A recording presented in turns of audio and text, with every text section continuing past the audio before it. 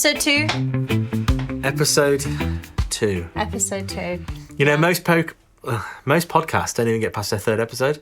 Is that right? I think it's like 90% of podcasts never get past the third episode. This might be it for us. This might be it. This could be the last one. So make it count. Wait, is this a true stat? Yeah, I think so. I heard it somewhere. I mean, I may have made some of it up. Did you hear it on a podcast on episode 2 somewhere? I'll look it up. Okay. Well, we'll look it up later. It's fine. Okay. Look it up. You got the one on the laptop. Wow. You can look it up. I could. I'm prepared. I mean, I'd like to get past episode 3. Try. But welcome to Kinda Wild. We're having a chat about the weirdest jobs that we've ever had today.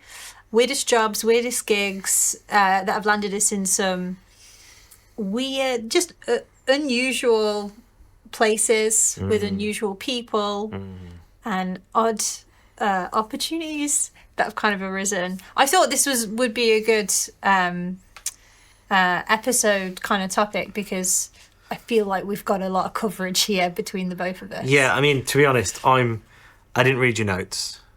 I didn't expect you to. So quickly as you told me what it was about, I wrote down a few that I could think of that I've had. There's definitely more. What do you think defines like a weird job though? Because well, I guess if you do weird jobs all the time, is it really weird? I think it's just something that's just really out of the ordinary, or is like so unique you remember it. My just general day-to-day job, I think you know if you've got a weird job because when in the moment when somebody asks you what you do.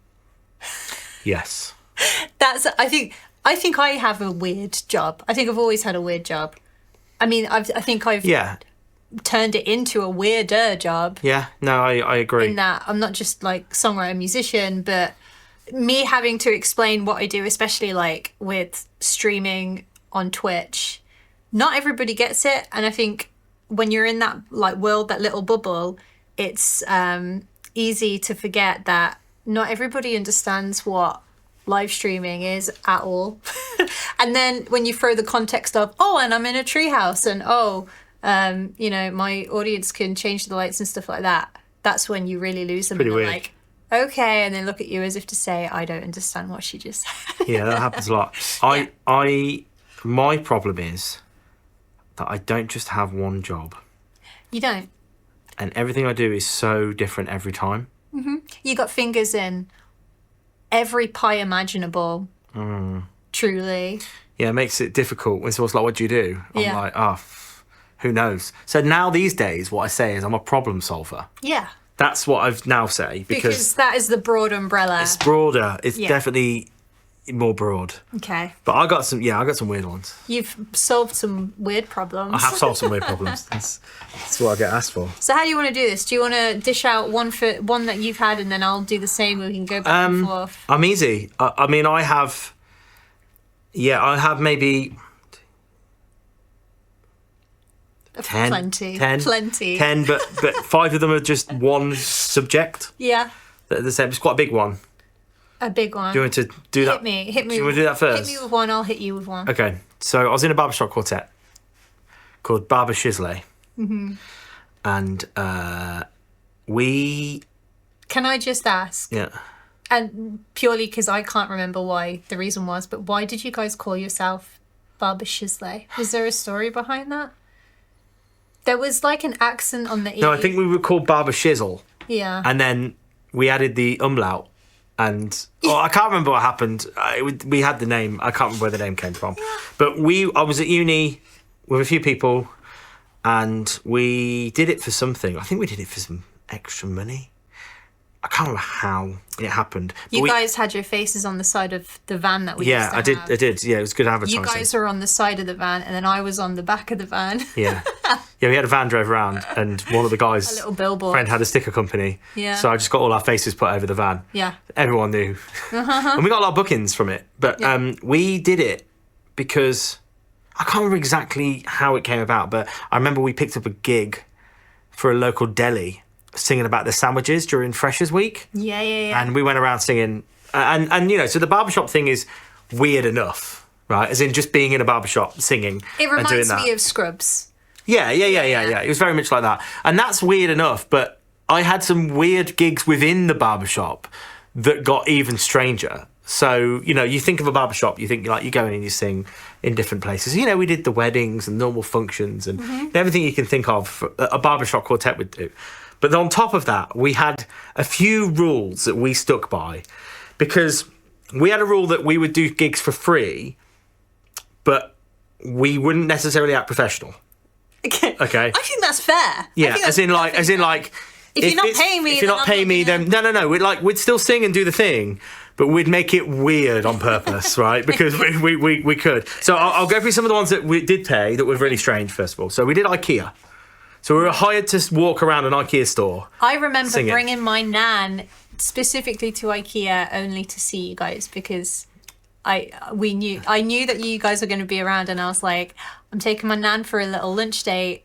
I'm going to take her for a hot dog in IKEA so we can bump into the boys, and it would just make a day. We basically, I can't remember how it happened, but we got hired to sing in the IKEA in Coventry. And if you've been to an IKEA, you know it's a big place. Yeah, it's no longer there. It's no longer there. But and we had a load of great little moments. We had this game we played, right? Because you have the IKEA lift. So I don't know if there were cameras in there, because we probably wouldn't have got hired again if there were. But for context, in the IKEA in Coventry, you had to go into the lift to get to, and it would take you to one floor, and it would be at the top. So they made you walk around all the floors, right? Yeah. So But so everyone come in and they go in this one lift, but there's things that you probably don't even know we did. Yeah, okay. So what would happen is we found this great little, because the first few days were great, and then it got boring. We're like, singing again, random people. We're just like sitting on sofas, bursting into song, and all kind of whatever.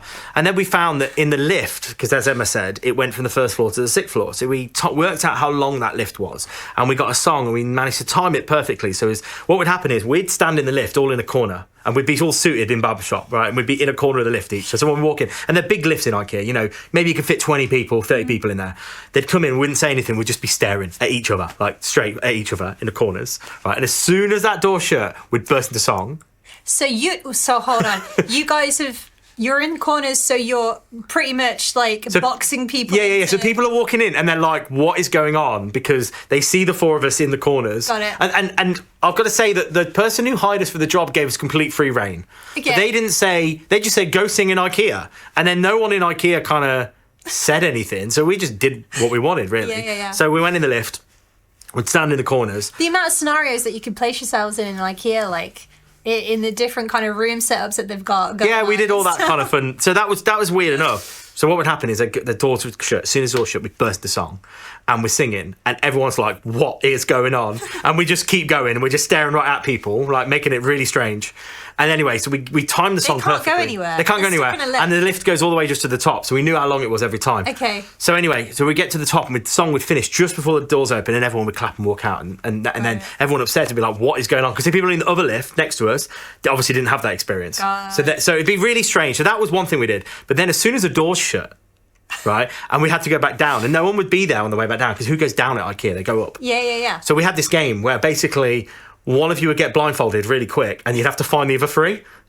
So on that lift on the way down, one of you would be blindfolded, and we took turns. Yeah. And basically in this small lift, had to run around and find the others before it got to the bottom, and then we'd reset and we'd start again. Okay. And that was that kind of passed the time. Yeah. And it was good fun. Yeah. Very strange. But luckily, like I say, there were no cameras in the lift that we know of. Otherwise, we probably wouldn't have been. There's no way that there wasn't cameras. Well, if there was, they obviously were fine with it. But so we did that for a while. So that's IKEA. So that's barbershop. More barbershop. We got hired by this company in the UK called HomeServe. Yeah. So if you may have not heard of HomeServe, they're like gas and electricity supplier, something like that. Or insurance, I think, UK. And they were a growing company at the time, and they'd just launched their first ever TV ad, where they'd used the Candyman song, which is one of the songs that we sang a lot. So it was on YouTube, us singing the Candyman, which you can probably find if you want. Can people find it now? I'm sure it's still up there. If you search Barber Shizzle, it will probably be there. Spelled Barber Shizzle, right? Barber Shizzle, yeah. Okay. So they'd just done this song with the Candyman, but they changed it to the HomeServe Man, and they had this TV ad, and they put a load of money into it doing it.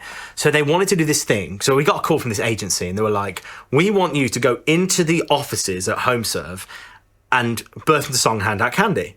and sing the Candyman. And we were like, okay. Well, it seemed like, not too out of the ordinary. So we got there and they were like, oh, we want to dress you up like home serve staff, like the workmen. So we put all the workman clothes on and they gave us tools.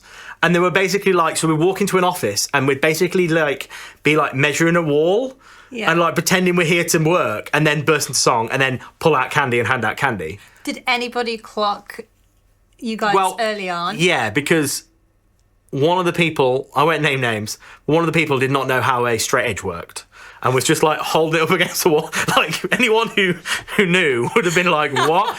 They knew we weren't there for that reason. Got it. But the strangest things were that they sent us into the call centre where people were on calls. Okay. And so we're bursting into song, handing out candy, and you can see people who are on calls to customers, obviously trying to still talk to that customer, but then also watch us. Okay. And it was the weirdest moment watching them and us, and we were looking at them, singing right at them, and we're really excited. Man. Yeah, and we're really Can. the Candyman can. No, the home serve man.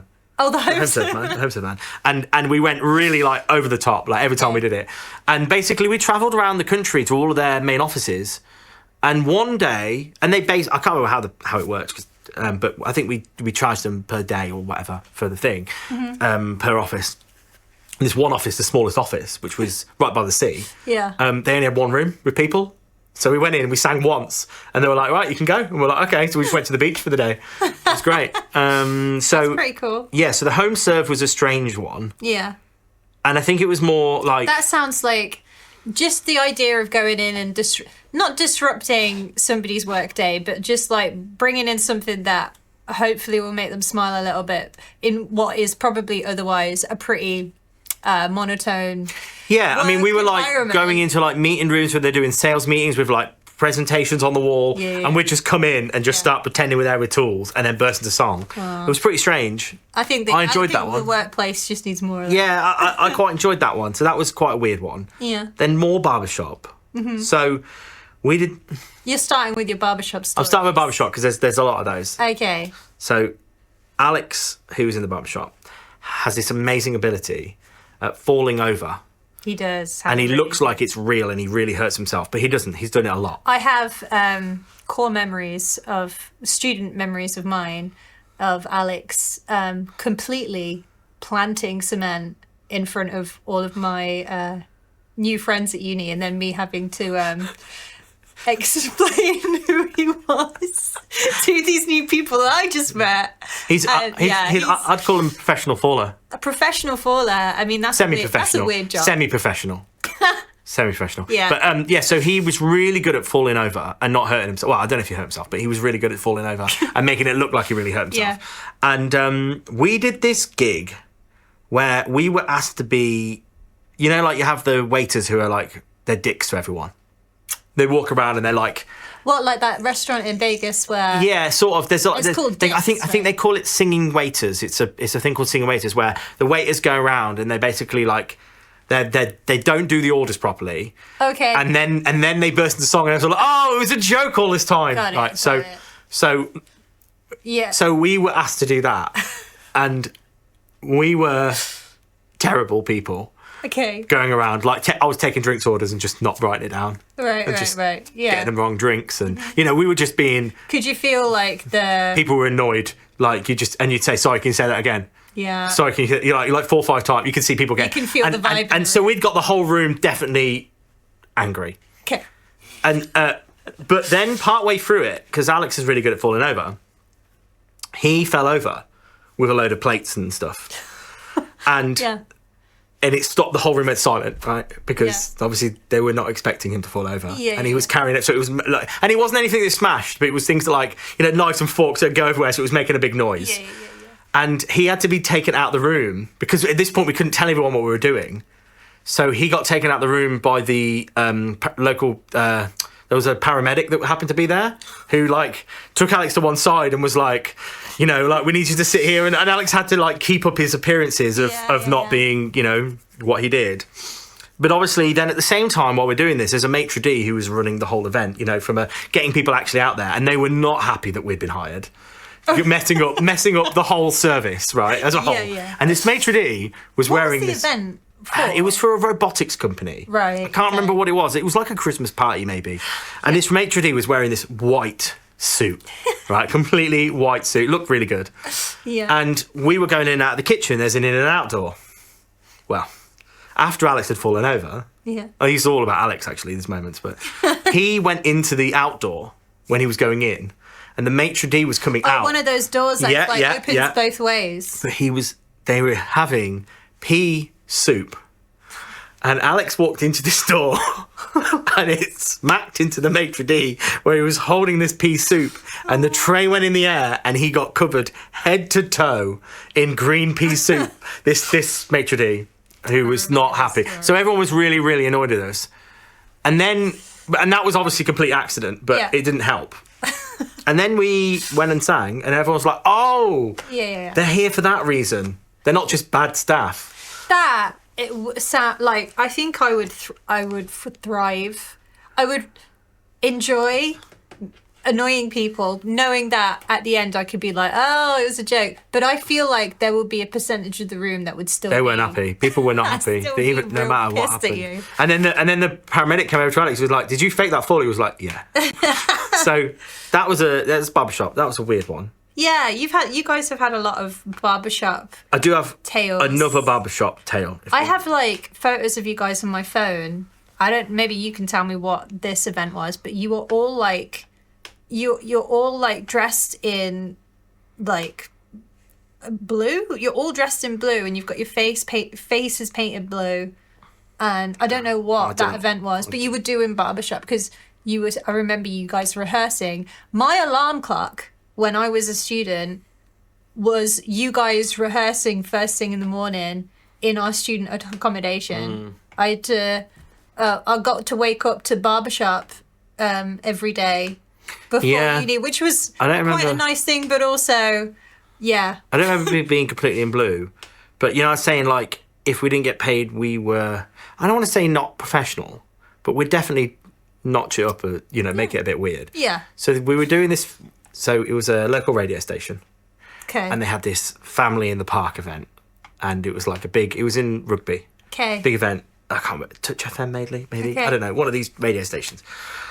And they were like, we'd love you to come perform. Because we kept getting asked to be on the radio because we were really, really weird when we were on the radio. Like, we would just say things about each other that weren't true all the time. In front of everybody on the radio station. Like, we did a Christmas lights turn on the radio with Santa, and Santa was drunk and he fell over into the tree. So, tracks. And we had some guy from, it was a boy band. Blue. I can't remember who it was. A1. But we wrapped him up as a Christmas present. So we had all these weird things. So the radio stations really liked us because it meant the ratings were higher. Yeah. Because when we came on as Barbara Shisley, we'd be so strange that they would get people messaging in and they loved us being on there. So they'd ask us all the time. But there wasn't really any pay in it. But we were like, oh, this is good promo because we're getting bookings from it, right? Yeah. So they asked us to do this festival in the park, and it was for this family event. It was quite big. There must have been, I don't know, a couple thousand people there. So they're like, oh, get up on stage and do your song. But what we decided to do was Rick, he was in the barbershop, during one of the songs, we had Rick down 4 pints of milk mid-song with no explanation. Yeah. So we would like start the song, we'd be partway through, and then Rick would be singing. Yeah. And then we'd all stop and we'd just look at him. No, just silent. Everyone would stop and we'd just look at him, and then Rick got out 4 pints of milk. And he'd just go like that for 8, and it took him, it must have taken him 2 minutes of just silence and watching him. And obviously they all had mics on, so you could definitely hear him just guzzling this milk. And he was like, he wasn't drinking it in a clean way. Like, it was falling down him. Like, he was like covered in milk. Yeah. And then he finished the milk and we just carried on as normal, as if nothing happened. Yeah. And that was a pretty weird one. You guys have got some... I don't know where that idea came from. We were kind of there, and then we went to the shop, and I think someone said, Rick, what if you drank a load of milk mid-set? And we're like, oh, that sounds like a good idea. Yeah. Sounds very Rick. It does, yeah. Yeah. So that is, that's me being in the barbershop. How about you? You must have some weird ones. I do have, like, a couple of weird ones, like, early on. Okay. Do you remember what my very first job was? I remember your first job. Oh, yeah, I remember your first job. What was that? Elf. It was an elf. I was a Christmas elf. A friend of mine was Santa. It was like at a local shop. They set up a grotto. They were looking for people to come in and do like the elf thing. So yeah, I was an elf. We had maybe 2 kids come in the whole day. We just did the one day. I'm pretty certain I did like maybe 2 or 3 days, and that was my very first job. And the majority of it was making tea for everybody else that worked there, which was pretty lame anyway. How did you get booked? And then we didn't get paid for it. You didn't get paid for it? No, but we'd be like out in the streets handing out flyers for this grotto and stuff.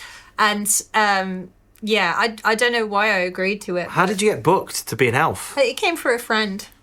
Okay. It came through a friend, but that was an interesting one. But so having had that experience and knowing that I didn't really want to, I don't know, go into the Christmas or seasonal side of things job wise, I was like, I need to find another little job.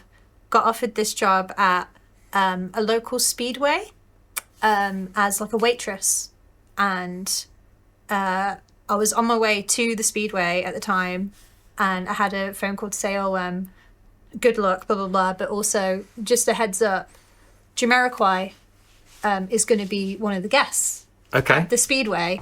And I don't know whether it was motocross or what it was, or whether it was like dog racing or whatever was happening, but they had this restaurant at the top and I was going to be a waitress. And anyway, I got there, and instead of taking me upstairs and showing me around, they took me downstairs. And I kind of, at that point, I kind of understood that like it wasn't, something was up, because I kind of knew the lay of the land from being there before with like members of my family. And I was like, I don't think this is the way to the restaurant. And they ended up putting me in, I ended up just doing like fast food like the very first day. And I'd just been told Jamiroquai was upstairs. And I was like, I could have been serving dinner to this cool guy in a hat. But no, I got stuck in fast food.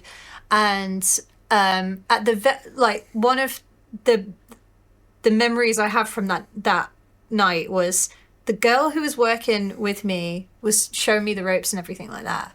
At the end of the night, when you have to do clean down of everything, she it made me realize, okay, I don't think she knows what she's doing at all.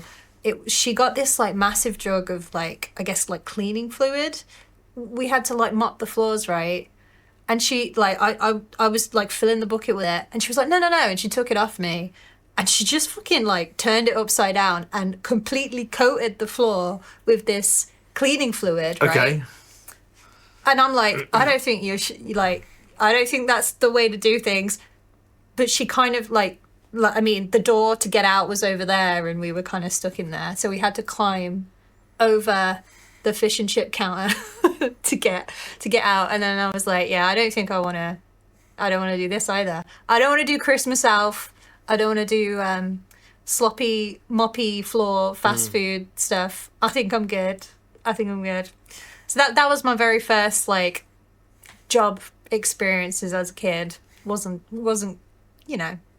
too great. Yeah. No. And outside of that, I guess like my weirdest little gigs and jobs have come through music, really. So supporting weird people that I would never dream of supporting. Like who?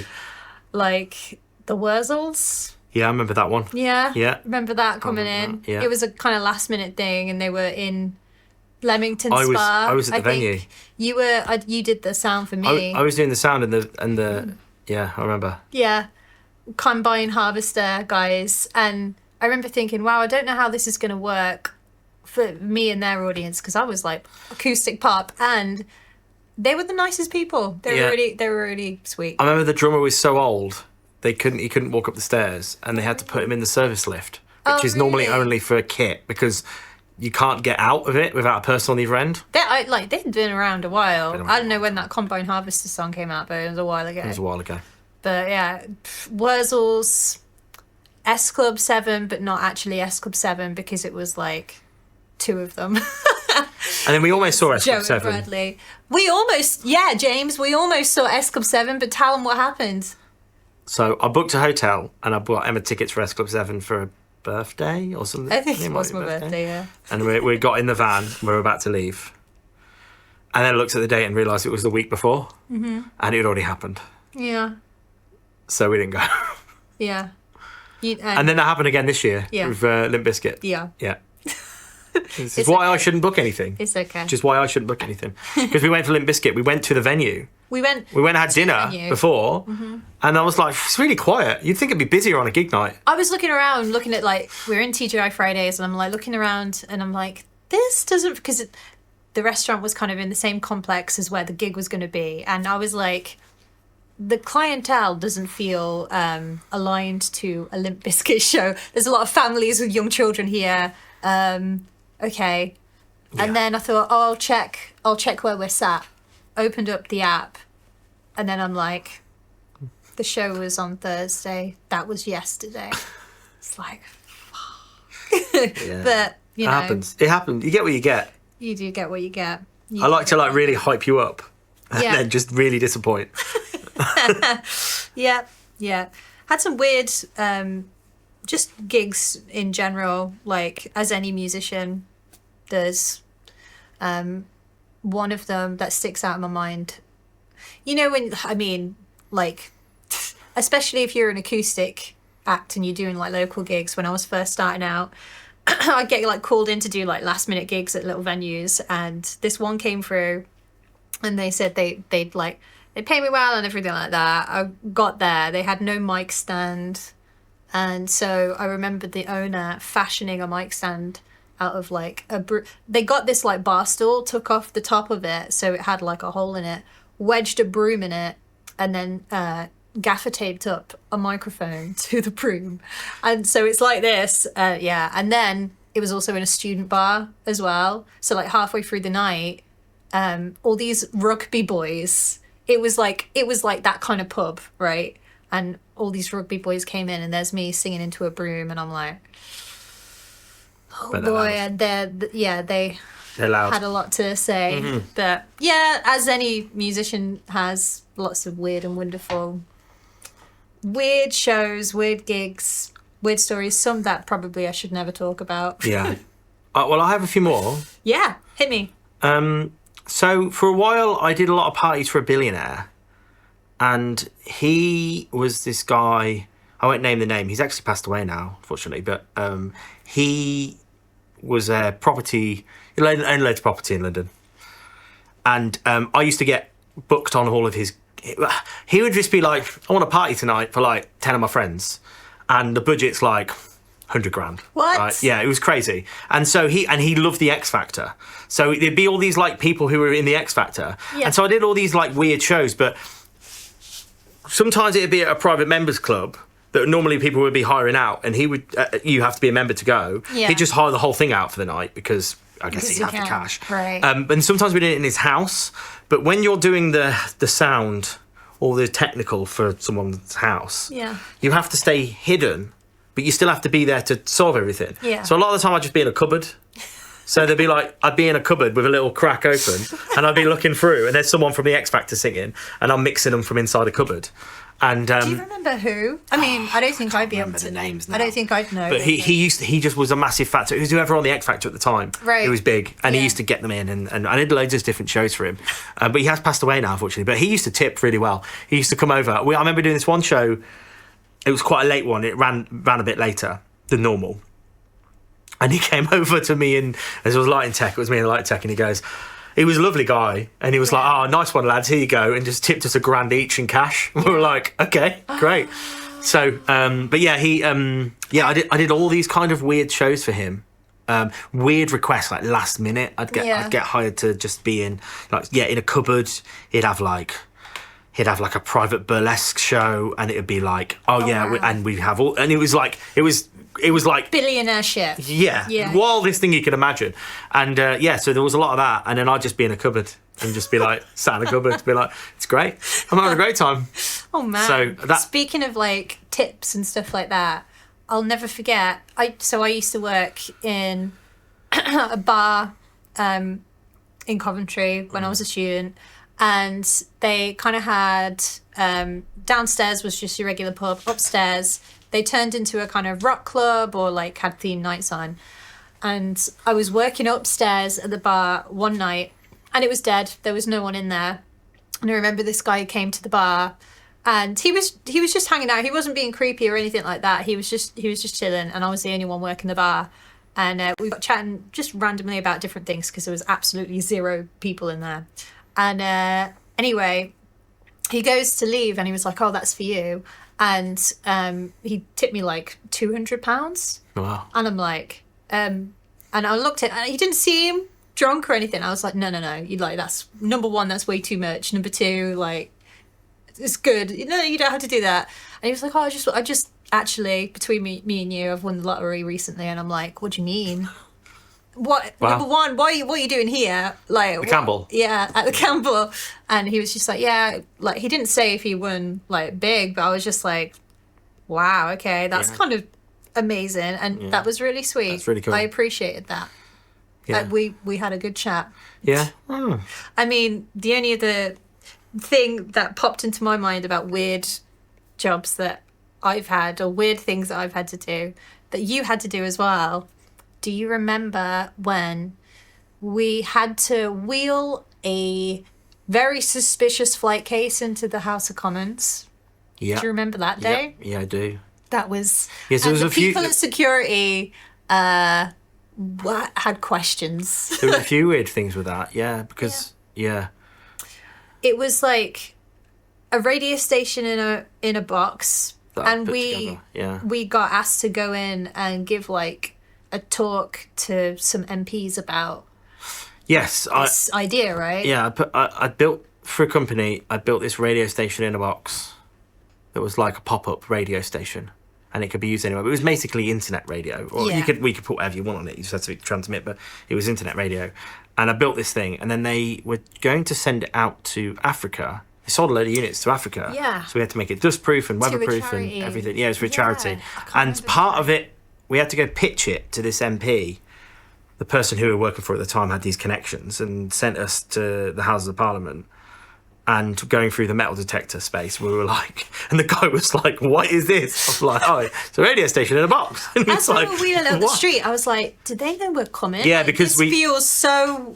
We didn't really contact anyone about loading or anything. Yeah. I think I parked somewhere in my van. They didn't give us any information. No, I literally pulled my van up in central London, right outside of Big Ben. There's like, as you go into the House of Commons, so it feels like you're almost like going into a museum, because it's one of those kind of snake queues, and then you have to go through security, right? Yeah. But because we had this massive upright like flight case, we had to do this snake queue. There's no one in front of us, as far as I can remember. Yeah, we're just going through the snake queue, dragging this big box. I'm looking over, and you're talking. This thing is like this tall.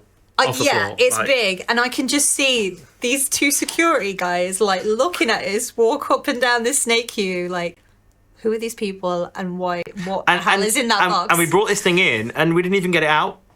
Like, we just spoke to the guy, and he was like, "Oh, thanks for coming." Yeah. And then that was it. We rolled it back out. Yeah. I did another one for them. I got sent to Oxford College. This is an Oxford college, like a big fancy dinner at an Oxford college. Right. And I was on this. I mean, it was like Harry Potter, right? You know, those massive long tables. Sounds very Oxford. Yeah, it was like like big long tables, loads of like MPs and celebrities, and I was there. Lots of like books flying around. Yeah. And I was there to talk about this radio, and they said, "Oh yeah, go and talk about it." And I just went, and I was sat opposite from. I had Boris Johnson and Jeremy Clarkson. Oh God. Across from me, and then I can't remember who was to the left. Did you speak to them? I mean, briefly. I mean, everyone was just chatting, just general conversations. It was a weird time. What do you think to Jeremy Clarkson's farm? Yeah, I like it. It's good. I mean, it's a good watch. Yeah, it's good. Like the idea of like him popping up a farm shop in the middle of like this village is what, like, from what I've heard, the traffic. I know the area quite well because I've done shows there's a big estate out that way that I've done shows at. Right. There's a big like manor estate. What's the area that the farm's in? It's in Chipping Norton, I think. Well, it's just outside of Chipping Norton is where the farm is. It's not crazy far No, it's kind of Oxfordshire. Yeah. I think it's Oxfordshire. I guess it's North Oxfordshire. Yeah. I don't know. But I've done shows at a place nearby called the Cornbury Estate, which is where they have Wilderness Festival. Cornbury Festival, yeah. Wilderness. Wilderness. They Wilderness. also have something called Cornbury Festival. I remember. So the Wilderness Festival, I've done a few times, but then the person who owns the house, the Cornbury House, I've done his party a few times, and that's pretty wild. Yeah. Like, that was because I think it's a big insurance company. I can't remember who it is. He owned or still owns, the CEO, and just being in his chapel at like 2 a.m. partying with him. Just like he's like, yeah, come party within the thing. Because we finished the show at like 1 a.m. and he's like, oh, come and grab some beers and come and hang out. And then they're just having a disco in the chapel in his mansion or whatever it is. So that's wild. But that's nearby. I know it's sort of in the area. Yeah. So I think things are in that world. So I sort of know the area. So it's very much rural. Very rural. Yeah. So I can imagine the traffic is painful for the locals. I don't know what I'd say to if I was sat on a table opposite Jeremy Clarkson and Boris Johnson, I would have zero things to talk to them about. We would have nothing in common at all. I don't know anything about cars. No. And I didn't really know who Boris Johnson was at the time. Bear in mind, this is like 2010, 2011.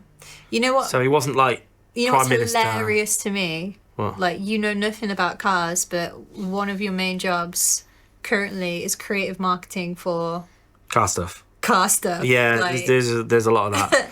There's a lot of that. I do a lot of things. Well, I've got some other ones here. Yeah, you want some more? Go for it. Hit me. Okay, so that one's not so weird. I think there's probably some that I don't even know about on your list. I think you'll know some of these. Well, okay, we'll go on the car thing. So the brand I'm working with at the moment, they do cars, mainly Formula One, UFC, MotoGP. I think I'm more of a Formula One fan than you are. Yeah, 100%. Yeah. I'm not saying I don't like it, but I just. It's not my thing. It's not my thing. You've never been a sports person. So anyway, I was making content for them as a brand. I think freelancing maybe at the time, or I might have been doing some. I can't remember.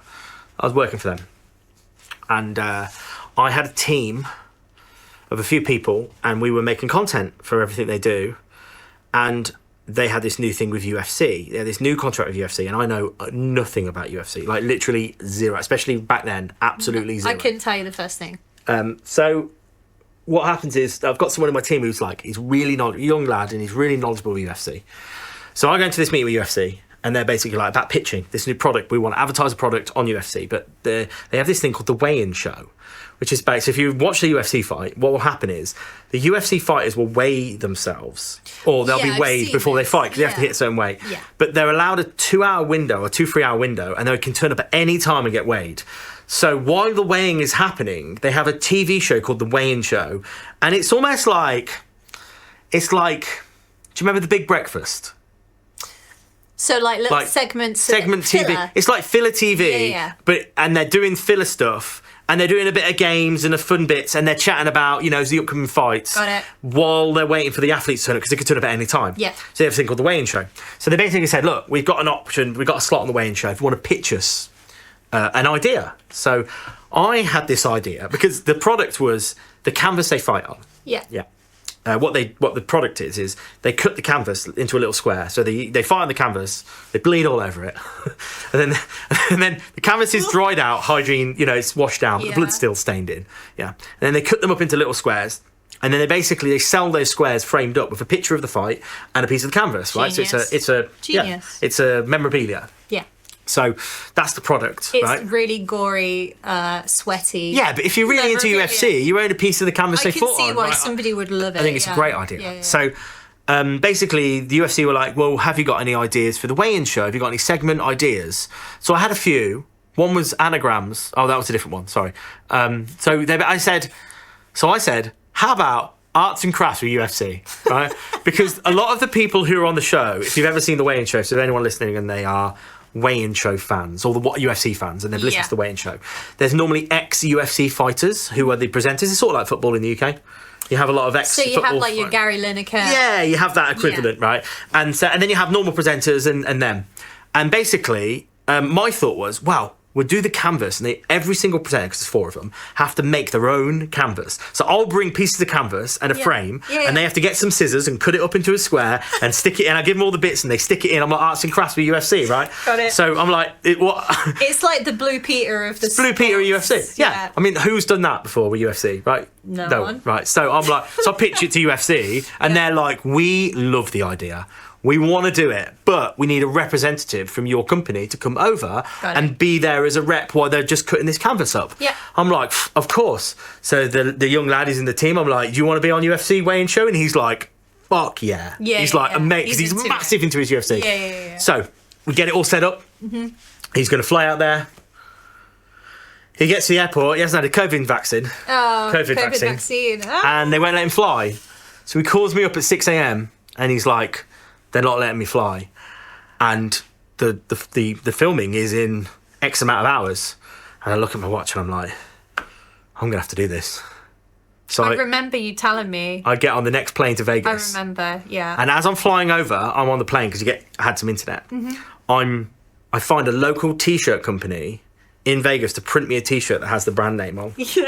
Yeah. So I'm like emailing him. I'm like back and forth, and I find someone, and he sorts it. So I land in Vegas. I jump in a taxi or an Uber. I go straight to the T-shirt place. I get my T-shirt, the one T-shirt, and then I go straight to the UFC studios, and it's starting in like 20 minutes.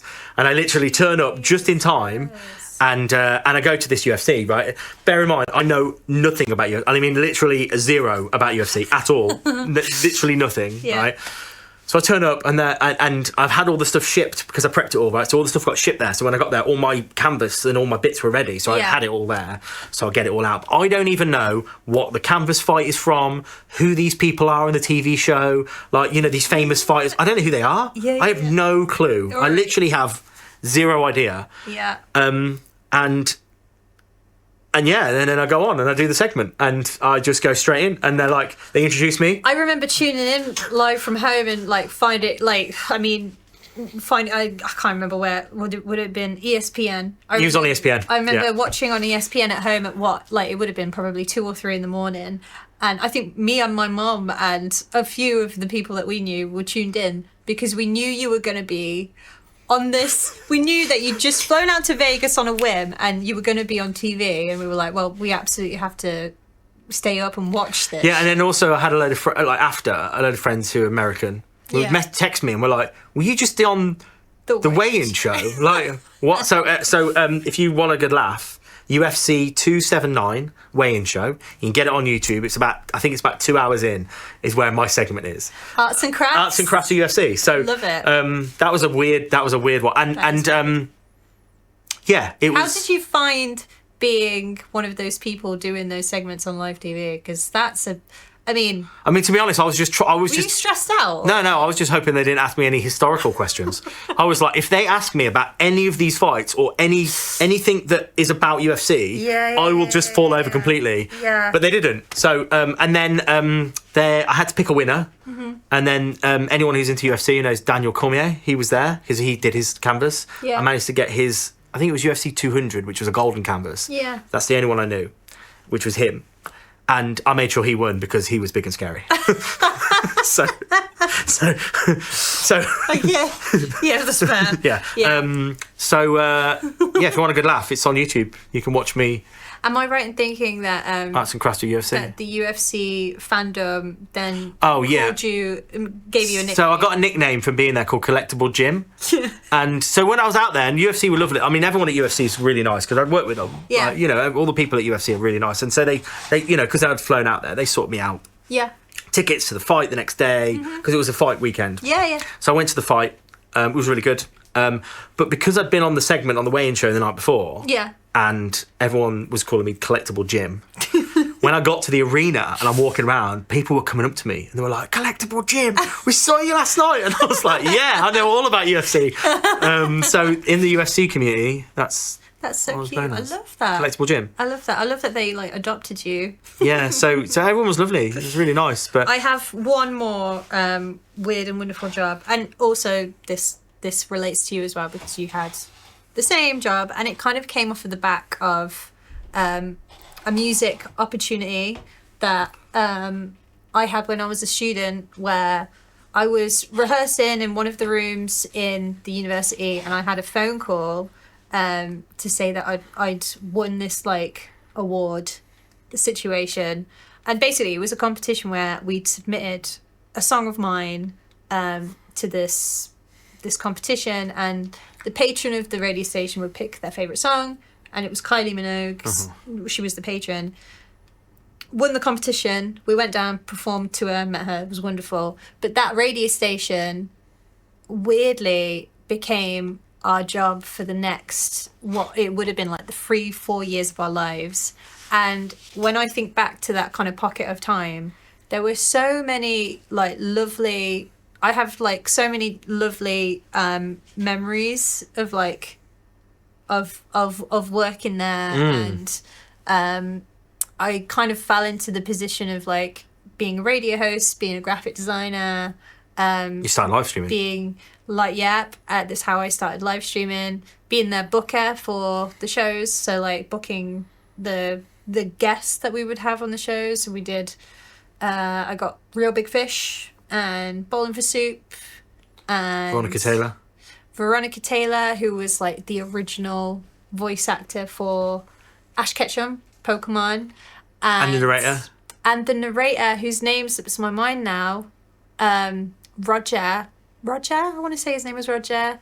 The narrator of the Pokemon show that you hear at the very top of the anime series, where he's like Pokemon. Yeah, actually, that's a good point, because thinking of if it's weird jobs, that's like, I mean, for me, that takes the cake. That's like the weird one. Weird in a great way. I think my weird, I say weird, like I produced a show, Pokemon radio show.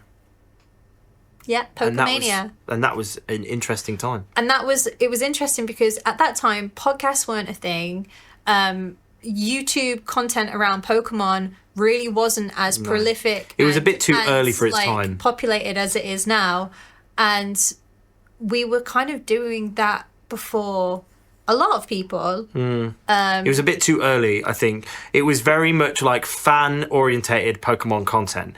Very popular it'd be right now. I think it was perfect for like for YouTube even at that time, because a friend of mine, Jay Witts, he kind of started around that time as well, and I feel like a lot of I don't think it was right for like a radio moment. Maybe, yeah. Or like podcasts just weren't like taking off back then.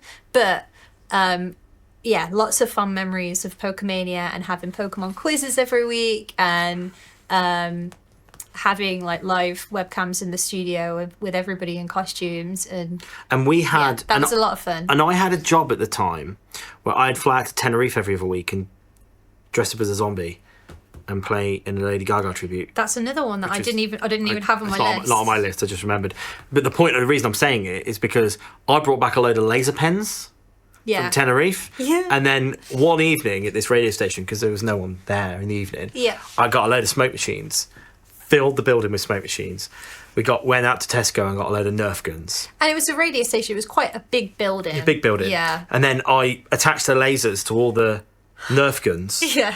And then we had a laser Nerf gun fight in the building with smoke, filled it with smoke, turned the music on really loud. And had basically like a Nerf gun battle. Yeah. That was good fun. And it was kind of tucked away in the Oxfordshire countryside.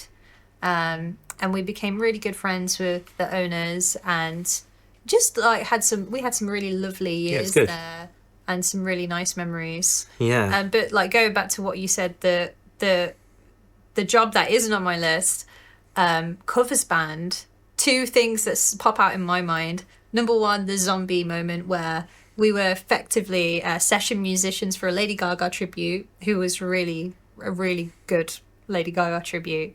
And it was a Halloween show, and in true Gaga kind of fashion, she wanted us all to be zombies on stage. And the guy who did our makeup, I thought it would be a standard like children's fairground makeup situation, but we sat, each of us, for at least 2 hours and had this Buffy the Vampire Slayer prosthetic level zombie makeup for I remember doing one show in a casino in that casino, and my stepdad from years before worked at that casino, and we were walking kind of like backstage, like back through the corridors to get to the stage, and I could see him walking down the corridor. And he knew that we used to do some gigs there as the covers band, but he didn't recognise you. Well, he didn't know that we were performing that night. And then so I thought I'd say, I'm going to really scare the shit out of him, and I was like, hey. And then he didn't know who I was, and then I was like, it's me, it's Emma. So that was a kind of cool moment. But I remember playing keyboard with guitar with that prosthetic makeup on was not easy. If you want to see it, there's a video. I know there's one video I'm in, Matthew Street Festival, Lady Gaga. Yeah. I think it was Matthew Street Festival is like it's like 30,000 people. Covers Festival, it's in Liverpool. Yeah. Tribute. And we were the headline, and we played. I think it must have been 2012, maybe 2012ish.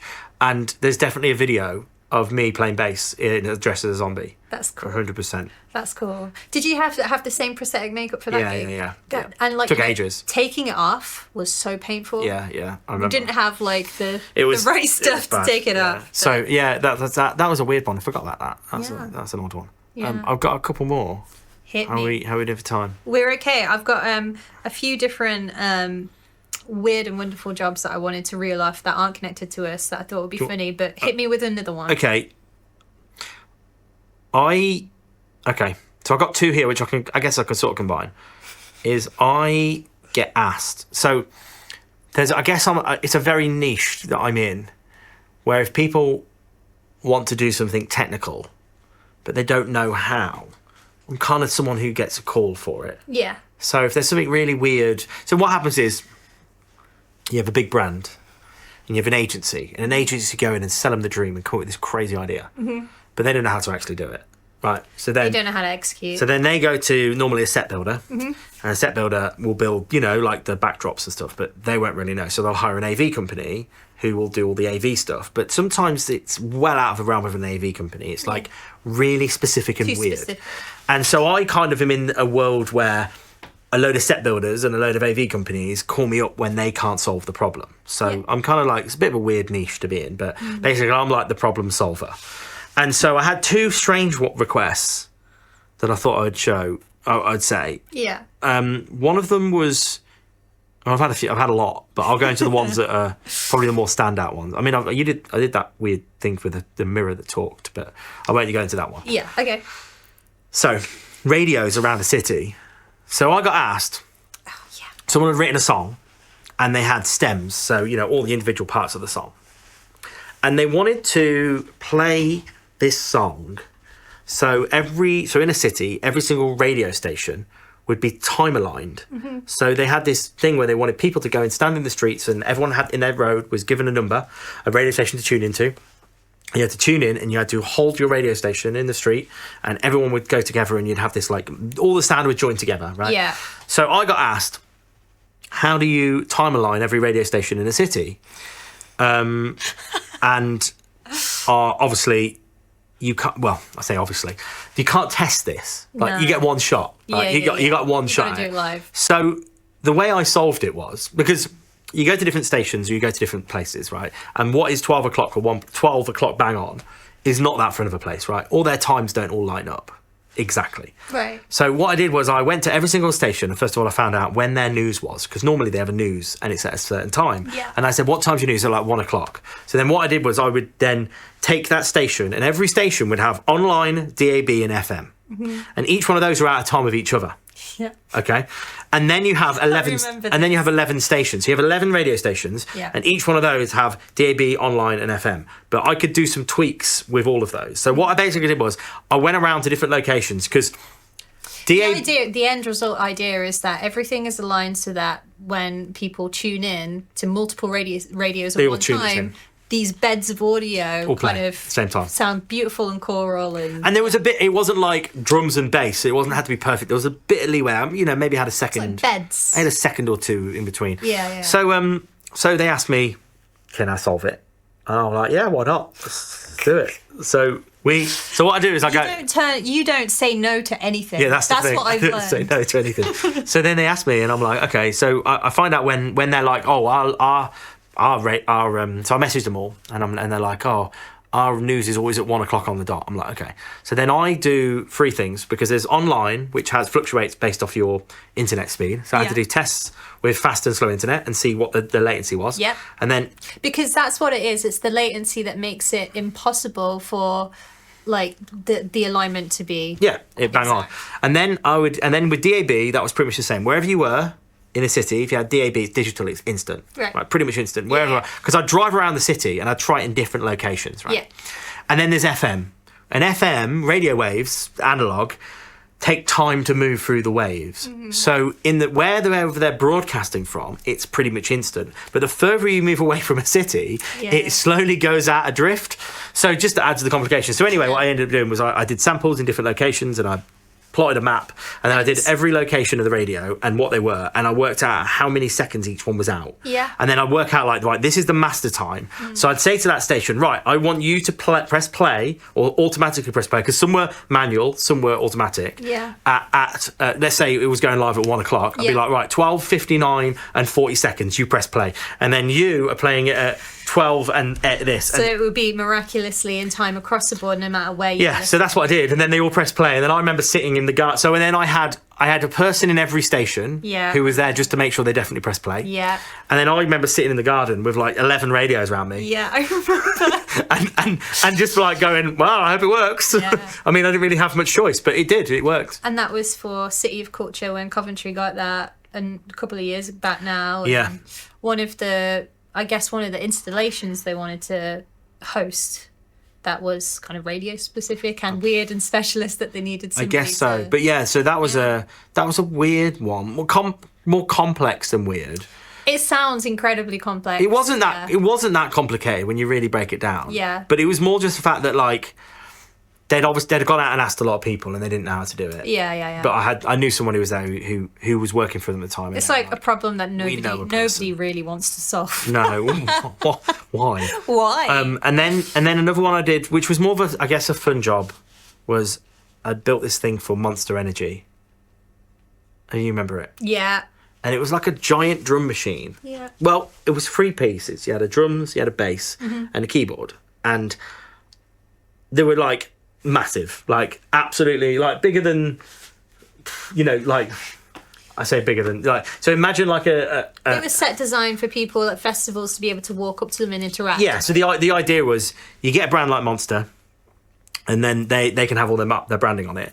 People can go up and they can press any button or touch anything, and it just sounds cool, and it all syncs in time. And then they're filming themselves when they're drunk at the festival, and the branding all over it, right? So the brand love it. Yeah. So I basically remember putting together this. I think it was been partly built and they'd been left. I can't remember exactly what happened, but basically I built this thing and a timer light. So I wrote some load of music. I can't remember what the festival was, whatever the style was. Yeah. And then I made it so that you can have like one person's on drums and they're doing all the patterns, and then one's on bass and they get a load of patterns to pick from. But then they have buttons like distortion, so they can just dial it up, and like reverbs, and then the keyboard I reprogrammed. So I wrote all the music in a specific key, and then I changed all the notes. So when you press one note, it's actually not the note that it should be. It's all in key. So people were just going in, they were like pressing buttons, and I'm like, wow, I'm really good. And they were like, the view, like people's face, and they're obviously really drunk, they've been at a festival. And they come over and they go to a keyboard that they don't know, and they're just going to press buttons, and they're pressing it, and they've got these, I've made these really cool sounds, and everything's in sync. And they're just like, and you can see their faces of like, I'm amazing. Because they just start playing it. It looked incredible, and like you say, like an installation like that at any kind of festival, people are going to go up and just like have a wicked time on it. And no, I remember you having all of the electronics for that all across our coffee table. Yeah, it was complicated. Yeah, because but it worked really well. It did work. It was building them, and then it was making them sync in time. It was complex. Do you want to hear some, to kind of wrap up, some crazy what the fuck kind of jobs? Yeah, let's do it. I bet you didn't even realise was even a job, right? Okay. So, did you know you can become a professional snake milker? Okay. What do you think that consists of? Well, I think about what it consists of. I'm just thinking, what is the use of snake milk? Snake milk. Yeah, where do you use it? Is it? But it's not milk. I think the milking side of the name of the job is. Oh, okay. It's for the venom. I don't think. It's venom. I don't think snakes make milk. Okay. Well, so snake venom. Yeah. Okay. But snake. So what do you do? Get the venom out so they can't sting people? So it says here, snake milking refers to collecting venom from the reptiles so that antidotes can be developed, saving thousands of lives every year. So from what I can imagine a snake milker holding a snake head over a particular, some kind of jar, and they put the teeth into the jar, which is where the venom comes out, right? I think that's how they... Do they not make milk as well? They don't make milk. Are you sure? As far as I understand, maybe there's a snake out there that does. Nature's weird and wild, so maybe. But yeah, you can guess how much you can make from being a snake milker. I don't know. $2,000 to $5,000 a month. There you go. If you're putting your life on the... How Remember, often are they're you venomous milking snakes? I don't know how often, but like venomous snakes are venomous, right? So if you're doing that, you're kind of putting your life at risk. Yeah, no, I get it. To an extent. So yeah, snake. You could be a snake milker. Okay. You could be a professional bridesmaid. Okay. Right? $21 per hour is the going rate. And what's that? And up to 2.5k per wedding. But right? Is that just Go so on. I understand, like someone hasn't got a bridesmaid and they really want one? So Is that what they do? well, this is the same question that I had, right? Their responsibilities include helping the bride pick out the perfect dress, arranging the bachelorette party, doing all of those kind of different things, to ensure that everything is as perfect as can be. So if I guess like a wedding planner. if it does sounds like a maid of honor. Yeah. But if you don't have a maid of honor, there are people that you can hire to do that job for you. Okay. Wedding planner / maid of honor. I can believe that. If you want that, if you don't want the stress of I don't know if this is on your list, but I know of a weird one. hit me. You can hire a dad in Japan. Is that on your list? I can't believe I didn't put that on the list. You can hire a dad in Japan. What does the dad do? He just hangs out with you for the day. Really? Yeah, he just hangs out. Because Aidan was telling me, a friend of mine who went to Japan, and he almost hired a dad, but he didn't in the end. Why didn't you hire that dad? And he said that like there's just dads that are like lonely dads, and so they hire themselves out and they just hang out with you for the day. And you want to take them out somewhere for the day with your dad. You know, when we go to Japan for our honeymoon, could we hire a dad? 100%. I would love to do that. Hire a dad, he just hangs out with you. Cute. Not weird at all. You can be an odor judge. A what? An odor judge. What do you think that is? An odour judge? Mm-hmm. Is that... is it someone who works in perfume? Yes, yeah. Who smells and decides if it's real or not? Almost $45 an hour, you can be an odor judge. They're tasked with ensuring that deodorants, perfumes, and other cosmetic products smell nice and last for as long as they claim to last. Which that's a very niche job that I feel like you could just fake that. I've got another weird one that might not be on your list. Yeah. A super recogniser. Yeah. Do you know what that is? I only know it because our friend almost became one. Yeah, so we've got a friend. In fact, Rick who drank the milk. Rick who drank the milk. Many skills. Rick has this skill where he can recognise someone who he hasn't seen in years and years. He's just really good. And apparently it's a specialist skill that only a certain small percentage of the UK or, well, world population have. And it's called being a super recogniser. Yeah. And you get hired to do things like look at CCTV footage for police and governments. Got it, yeah. And you're basically trying to recognise people. And I remember him doing the test, and Is that something called eidetic memory or something like that? I think that just means you can remember anything you've seen. Okay. No, he's just really good at seeing, because I remember when we were younger, we were actually on Kerrang radio together. We performed on it. Right, yeah. For one of the shows. And years and years later, I know, and I'm talking like when I was like 14, I was on Kerrang. And then years and years later, when we were in the barbershop and we went to this radio station, Rick was like, that's the producer from Kerrang. And that was like 15 years before. Wow. And Rick was like, and I'm like, no. I'm like, I'm going to ask him. And he was, same time. Rick was like, I remember him. That's wild. recognise him. I wonder how much that pays. I don't know. But I imagine AI is going to make that probably a little bit less. I guess so. Because it can recognise a bit easier. But super recognises. I guess in person though, looking at people and knowing. Your AI, like, probably will take the role of odor judge. That's but it's not going to be milking snakes, is it? You know what I watched on Netflix the other day? It was like a docuseries about, well, like a documentary about Cadbury, about Bourneville, the Cadbury factory, and they had these like scientists, because they've changed the recipe, and because more of the market want less sugar. A lot of the story was that they were basically trying to change the recipe, but not too much to keep the flavor. They had this like woman who had tubes up her nose, and as she was like chewing the chocolate, that whatever this machine was like measuring the reaction of, I don't know. It was like, it looks very scientific, and I don't know whether it was anything close to an odor judge, but looked like a job that, I don't know, where AI definitely... Oh, it was weird. It was strange. Okay. A few more then before we wrap up. Did you know you can be a dog food taster for $45,000 a year? Apparently that's a thing. Okay. Would you do it? You're just tasting dog food? I think so. I mean, someone's got to do it, really. Someone's got to do it. But you'd think that dogs would do it. I mean, any opportunity to pay a dog $45K. No, but I'm just saying, like, they don't always have the same taste, do they? Although I do have a friend who used to eat dog biscuits. You used to like them. Okay. Whatever pings your microwave. He should have done that. Fortune cookie writer. $55K a year. Nah, that's not real. Yeah. That's not real. Are you kidding? I would love that. No, I'm not saying I wouldn't love to do it, but I'm just saying that people are hired to like write crosswords for it. Was that similar kind of thing. You get what you get. You don't get upset.